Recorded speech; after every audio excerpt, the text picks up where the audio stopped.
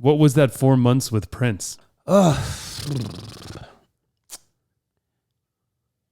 is always somebody that, any guy wants to, any musician wants to play with that because he was a musician that was a star, but he was a musician. Always been a goal. He was doing these parties at his crib. 3121? Around that time, but he had got a crib in Bel Air here, and he was throwing LA parties every weekend, or and cats were coming over. He just have everybody come home. But no, wasn't 3121 that house? That was in Vegas. No, 3121 was the address of the Bel Air house. What? Yeah, the purple, and he had it. He had it like the lights on it. It was purple. Well, the house was painted brown or painted brown. The outside of the house. Okay, but inside the house it was purple. Anyways, okay, continue. It was yeah, but yeah. I didn't know that was 3121. I think I think Denzel lived. It was whatever that little complex, whatever that off of Mulholland. It was crazy. I know the area. Yeah, I know what you're talking about. Yeah, and he's had these parties, whatever, and so it was a friend of mine that was performing with him that I was a very close friend of mine, and she started working with him, and I guess she told him at some point about there's these two brothers in L.A. that play. You should really hear these two dudes. It was me and Steven. So she said, my buddies, my homeboys, I used to play with this guy. So Prince kind of started hearing about us. So when we went to me and Steven, I guess we went to it was either a D'Angelo show at the House of Blues or Keisha Cole or something. And so me and Steven are standing at this. Actually, no. How did that go? Did we go over there before this happened or after? I think it was after. But me and Steven were standing at the little top area in the VIP area watching the show, and it was rough, man. It was like not killing. Yeah, what was on stage was like, oh shit, it wasn't killing. And so all of a sudden the VIP area got shut down randomly. And we like, man, what the hell is going on? We sitting there like, why everybody acting all weird? The VIP area in his house. No, the VIP area in House of Blues. Oh, in House of Blues. Yeah, the upstairs, a little back. Yep. So we're sitting there, and we having our drinks, whatever. And so all of a sudden I get tapped on the shoulder, and it's my homegirl, Ronald. And she was like, hey, Hug, how you been? And I see you in a couple years. And so she's like, wait, no, let me back up. Before she comes up, backstage gets shut down. Me and Steven are standing there, just partying, having a shot or whatever. And so security walks in, and then Prince walks up in between me and Steven, and we turn around, me and Steven turn around, and he goes, such and such, there's your drummer boyfriend. And I was like, nah, bro. Nah. Because I guess when she told him about him, she was excited about him meeting us. And okay. She texted me and said, hey, come to concert. I think we were at the concert because she said, come up to House of Blues and I want you to, So he comes up and he says that to her, and then he walks away. So she comes, hey, Ronald, good to see you. We chop it up. He goes over there. But the whole time he's standing on the other side, but he's looking at me and Steven. He's like on the other side of the room, but he's just looking at us like, yep, this weird whatever. So the Prince stare, yeah, with whatever. But he's looking at us while stuff's happening. So the show's going on, stuff gets weird. Prince comes back around. At this point, I didn't know he was there. Me and Steve, I guess we stopped with the whole eye fucking situation, and so me and Steve are back focused on the concert, and so he comes back around and he's like, hey, he walks up behind me and Steve, and he's like. He's standing right between me. He's like, I want you guys to come over to the house. I'll let you know the address. And he moves on. So at that point, my friends from this group called J Davy, shout out to Brooke DeLue and Brianna and Jack Davy, I'm sorry. So they like, oh, we going over to Prince's roll with us. I think some other night we were at the Roxy, and so my homie was like, hey, we going over to Prince's house. Let's roll. All right, cool. So we go over there. Me and Steve go over there just hanging out. Now, at this particular time, we didn't play. Prince had his band there and basically serving food, getting lit, and just acting the fool at his house. And if you were good, you were good. Stay there, sun comes up, whatever. We're all just hanging out. And then, so it got to a certain point where I wanted to play. And, and me and Steven wanted to play. So he was letting people sit in, whatever. And so a opportunity, he was like, okay, hey, both Bruner, you guys come play, right? And he put us in this situation with this trash guitar player. So me and Steven I don't mean to say it like that, but hell yeah, it was trash. I did mean to say it like that. I understand. I'm not gonna take it back. Yeah, dude, you were trash. I'm not gonna say your name. You were trash. Let's be real. So I felt robbed. Like me and Steven felt robbed because we had to try to lift this guy that had no idea what we could, what the potential of what can happen musically. We had to lift this guitar player, and he couldn't go there with us. So I felt robbed. So at that particular moment, Prince, he was like, whatever, kind of sort of towards me. And I was like, oh, it's not. Just towards the performance. And I was like, no, sir, that doesn't go down. Ronald doesn't go. I don't go down like that. So I chalk it up to the game. I kick with Prince. We kick. Now, at this point, Prince knows me, but he just knows me as like just a guy, just hanging out. We were cool. He took me around the house and showed me one of the bikes and took me to the other. Yeah, he was cool. He took me to the swimming pool. We just had like this. He was just being real personal because he appreciated our musicianship. Real cool. So that was the party. We went to his house maybe 3 or 4 times. Got lit over there. Had great arguments with famous people. Great, good times. Fast forward 5 or 6 years. Whatever. I get a phone call. Shout out to my boy Benzel. He's the one that. So there was a bass player, female that was playing in the band at that time, and so Prince asked her, "Who would you like to play drums with you?" And so she said, "Me." I know her. She's a friend of mine, and I didn't even know that we never had the opportunity to play together, but I guess she was like, yo, I want to play around. I want to check out the vibes. So I guess she had another thing with her career, so she left the band. So she connected with Benzel. Benzel gave her my number. She gave it to Prince. I'm sitting in the living room in January 2013 or 12 or something like that, sitting in the living room. And I get a phone call from someone that said, hey, man. Oh, no, I get a phone call from her, the bass player. Who is the bass player? Nick West. Nick West. Yeah, yep. So she calls me. She says, hey, Ronald. I was like, yo, what's up? And then hey, hi, great guy, hey, Ronald. I got somebody who's going to be calling you. And I was like, oh, cool. She's like, yeah, he's going to be hitting you up. I'll let you answer the phone so you can figure out, kind of, I think you probably know who it is, but, he's going to call you. I was like, wow, for real? Yeah. And so then maybe like 3 hours later, I get a phone call from someone, and it wasn't him, but the phone call was, are you available to leave tomorrow to go to Minnesota? Prince wants to play. Prince wants to, play some music with you. I was like, yeah, I'm available. I'm down. It's like tomorrow. Cool. We have a car come pick you up. I'm like, I'm like, wow. Like, this is the beginning of the week. I'm like, oh, this is like Monday. It's lit. Oh, like the Monday. So I'm like, oh, so I'm like, wow. I'm telling you, making bro.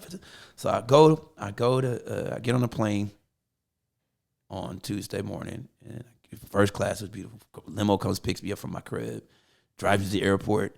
Get on a plane, first class, get off the plane, limo picks her, take me to a hotel. So I get to the hotel. So I start reaching out to the liaison. Hey, I'm here, I've arrived, and I'm in the hotel room. So this Tuesday goes by, nothing. Okay, cool. Wednesday goes by, nothing. All right, so now I'm like, okay, well, I'm in this really nice hotel. Got a big suite and everything. It's a nice hotel. And I'm sorry, I'm going to tell you the whole story if we have time. Let's go. Okay, so I'm in this really nice hotel. He puts us in this place. He's called the Chanhassen Suites. Pretty cool, nice spot. So Wednesday goes by, nothing. Thursday goes by, nothing. I'm like, man, what the hell is going on? I'm trying to reach, but nobody's reaching me. And so now I'm like, okay, I'm just going to go hang out in Minneapolis. I got friends out there. So I'm just starting to do this. I'm hanging out at bunkers and, being a Minnesotian, a LA Minnesotian for a moment. As you do. Friday goes by, no phone call. I'm like, man, what is going on? I've been sitting here since Tuesday. Nobody, and then all of a sudden I go downstairs and I start seeing other musicians. I start seeing Andrew Goucher and other musicians. I'm like, okay, so something's happening, but I don't understand why I'm not getting anything back. And he's like, man, don't worry about it. They're going to call you back. Saturday happens, no phone call. At this point, I'm like, man, I'm flying myself to the crib. Like, I've been sitting here for a week. I could have done other things. Yeah. I get a text. Now, Prince doesn't, but at that time, Prince, he's Jehovah's Witness. So he didn't do anything on Sunday. Like, I think like midnight or 1 o'clock in the morning on Sunday, I get a text, be downstairs at 11 o'clock in the morning. Some be downstairs at 10 o'clock in the morning. I'm like, man, I'm not, at this point, I'm frustrated. I've been beating in my pockets. Everything I'm doing is coming out of my pockets. Yeah. I'm like eating out of my pockets. I'm like, I'm like, now I'm getting kind of pissed off. Like you're being asked, you know that this guy, I don't know anything about what's going on and your connections. So I come downstairs, 10 o'clock, ready to play. Go downstairs and the assistant, we go to Paisley. I'm like, wow. Paisley Park. Like, we go to Paisley and they pick us up. I'm in the car with everybody. I'm like, oh, this is crazy. With Goucher? Yeah, Goucher. Nice. Other musicians in the band. I'm like, oh man, I'm meeting everybody. Like, oh, what's up, man? Ronald. I didn't know a lot of them, but Goucher. You're the chosen ones to go to Paisley Park. I was the new guy in the situation. Yeah. So this is great. So we go to Paisley and they go in the big room with the big whatever. And so the assistant says, set the drums up however you want to set them up, and Prince will be down. And they started giving us rules. Don't do this. Don't let him come to you. Don't do this. Don't call him P. Don't do all this. So I was like, if you know me, I'm not doing what you say do. I'm gonna act like it, and I'm going to do just because that's just me. I don't give a damn about ruffling these feathers. I feel like I'm on the same level as Prince. I don't care. Like, you know what I mean? Like, as far as like gift and measurement of gift, God does what he does. So like, I feel like you got me here because you know what's about to happen. And I got you here because I know what's about to happen. So whatever. God created this connection, for the period of time. Anyway, so she gives me all these rules. Don't do this. And so I look at Andrew. Andrew was like, whatever. He wouldn't. Whatever. So she says, when he comes in, don't go shake his hand. Like, just, all these. So I'm setting drum, got the drum set up. So we're sitting there for like a couple of hours. Man, what the hell? I'm just warming up. So after a while, I'm already ready to go. And it was just me, the bass player, and the piano player. So from off in the distance, you see this dude wearing the Minneapolis Lakers, like the rip away, the buttons, right? So I see this little dude come in here, full, like he had a goat, he was like a beard, it was gray beard, and he had an afro, but it had gray, I guess he hadn't dyed it yet, so it had like gray streaks in it. I was like, wow, like. So he comes in, but he's wearing the Lakers shit with some bell bottoms on, with some blinky dudes. He has some heels that had lights in them.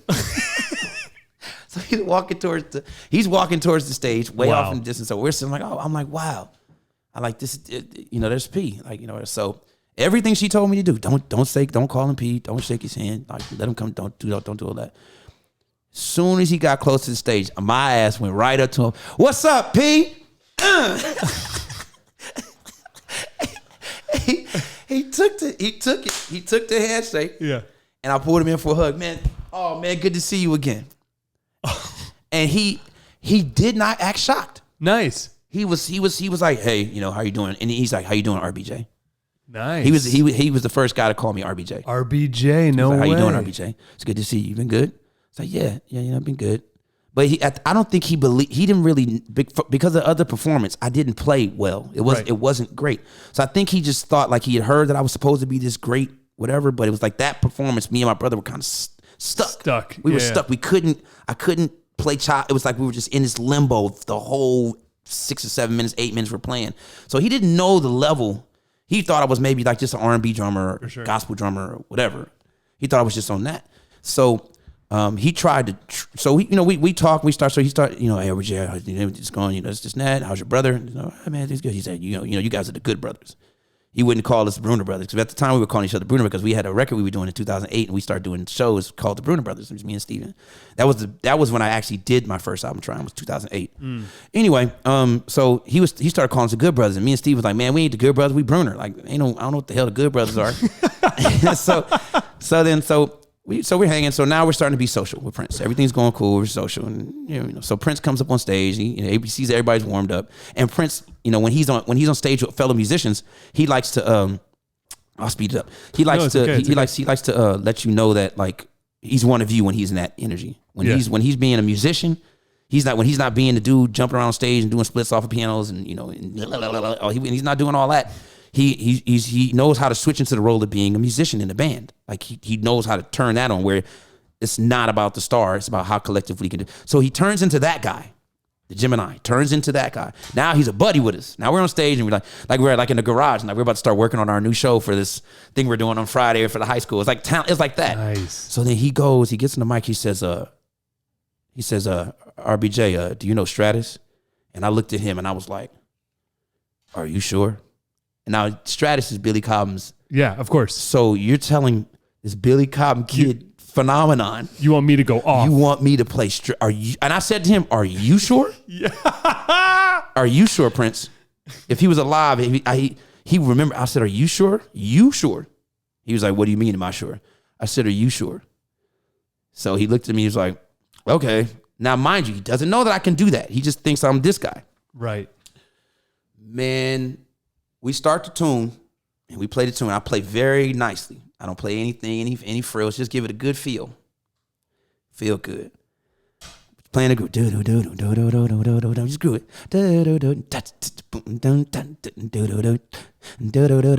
I just wanted to feel good. No chops. So then we get to his section. He solos and you solos and it gets to that part.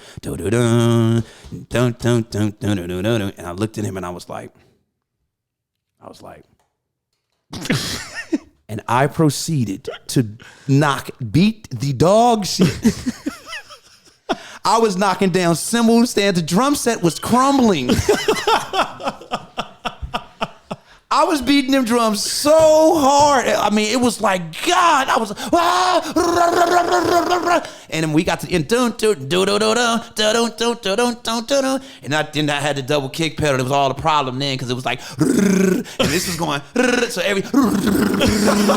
you just heard like imagine just everybody in the neighborhood. I was playing drums for my life. I was playing drums that day. That one moment, I was like, I am going to show you who I am. He took his guitar off and he took the guitar and threw it in the air. And this dude came out of nowhere and caught it. He's like, I swear to God. So this is the first time. So now his reaction was, I do don't get to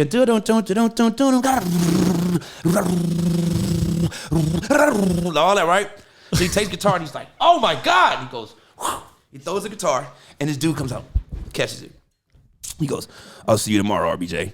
Yes. That was the gig. Yes. Dude, he throw you the best bone. He didn't even realize it either. Could you do this? He was like, can you do, you know Stratus? Can you play Stratus? I was like, are you sure? You were like, I've been waiting my whole life for this moment. Man. Dude, that was it. That was the pinnacle. That was the moment. And then he said, I'll see you tomorrow. And I was like, wait, what? And then I was like, man, I was like, how you gonna see me tomorrow? I don't know what's going on. So he's like, I said, so I'm like, man, I'm supposed to go back home. I got other gigs and stuff going on, And so I said, I told his assistant, I said, you had me sitting here for a week, man. What are we doing? I didn't know Prince had shows lined up. He has something he had to do. So he don't tell you that. When you're with Prince, you're just with Prince. Whatever Prince does, you just in it. Whatever, like if Prince feels like we can go over here and play it, he randomly, whatever. So you got to be aware of that. So I was like, man, Prince was standing on the other side of the room. He's going to the sound, the mixing console, whatever.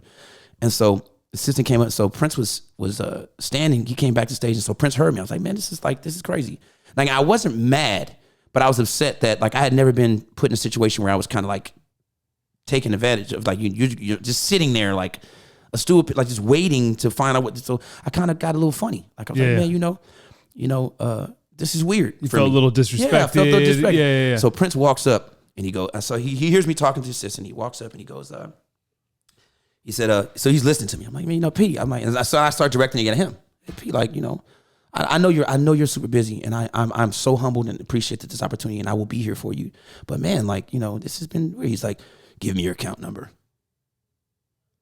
And I was like, what? Like, give your account number to what's your name? I was like, for real? I woke up that next morning with the most money I ever got paid in a one-time thing. Yes. And I was like, I'm good. Yeah. I went to the Mall of America and blew that motherfucker. Oh, bro, I took that first check, man. I went to every high-end store in that Mall of America and bought something. I bought belts, t-shirts, belts, shoe socks, man. And then from that moment on, I was with him. I was with him. We had some great times, great times together, great times, some good times. We had some disagreements. We had some moments. One time I was practicing. He used to trip. I would go there a little bit earlier to Paisley before everybody would get there, so I could just shed. Not on his music, because I kind of knew his music, and he was basing everything off ear, and so a lot of his repertoire I kind of knew. And if I didn't know it, it was like I could kind of like grab onto it, go to the record, ingest it, eat it, do it through the night, come back to rehearsal next day, know the songs, so he was always switching stuff. It's just like he wanted you to learn his catalog. But there was one particular time I would go in there, and I just wanted to practice. I felt like I just wanted to get, my hands were getting better. And one day I was sitting in one of the rooms there, and there was like this control room where you can see the person in the control room who was mixing the sound for the room. So I'm in this place. Now he lives there, but I'm in this particular room by myself. There's only one entrance. There's two entrances, one there right here. So I can see whoever comes in the room, whoever doesn't come in the room, the door, I can see it. I can see who's in the room. There's nobody in this room. Like, it's like the only exits are here. Yeah. Right? So we can see this. So I close my eyes, I get into it. And then I'm whatever, about 30, I don't know how long I was into it. And I open my eyes, and he's standing in the control room in the window looking at me, right? He's just like staring at me. Just standing there. I'm like, so I'm still practicing. I'm looking, I'm like, oh snap! Like, so what's up, Pete? Captain fucking some ideas, whatever. And then I close my eyes again, and then he disappears. I was like, man. So, and when he came back down for rehearsal later, I was like, man, where the hell is that fun slide? I wonder I was like, The fun slide. How did you get in and out of that room without? How did the fuck you do that? He's like, all right, BJ, it's me. Remember that. Remember that, and moved on. It's me, RBJ. It's me. Remember that. Wow. He just popped up. It was a millisecond. I went like open eyes. Hey, what's up, Pete? Sticking there. Gone. I was like, oh, okay. Oh, we disappearing on motherfuckers now. Okay. I see what you doing, Pete. Oh, you playing games. You disappeared. Where you at, motherfucker? Where's the fun slide at? He's like, I built this building. You don't think there's little loops and holes? Remember, RBJ, it's me. It's me. Yeah. You think I'm going to tell you? No, exactly. How about I wire you more money? Yeah. You want another check? Here you go. It's fun. But I have so many stories. He was a great boss, and he really fueled my ego. I was bad. I was bad, I was bad. Like, you couldn't tell me nothing. Like, you just couldn't tell me nothing. When Prince started confirming that I was what he thought I was, and how great he, and I have some very intimate stories with him. Yeah. But when he started like really showing me his appreciation for me, like the way he would do it, I took that shit to my head. I took it to my head, and I was savage. And then Prince would see the savage shit I would do and laugh about it. He would be like, RBJ, did you do that last night? Yeah, I was. He's like, here we go. 1, 2, 3. Because he had his moments, like he knew his darknesses. So we had a very cool relationship. Even before he died. The way I departed the situation, I had another obligation with another artist, and he don't like you playing with other people, especially the artist I was playing with. She's very close to him. She's like his family. So he felt that I was, after all he had done for me, he felt that I was kind of going. Who was it?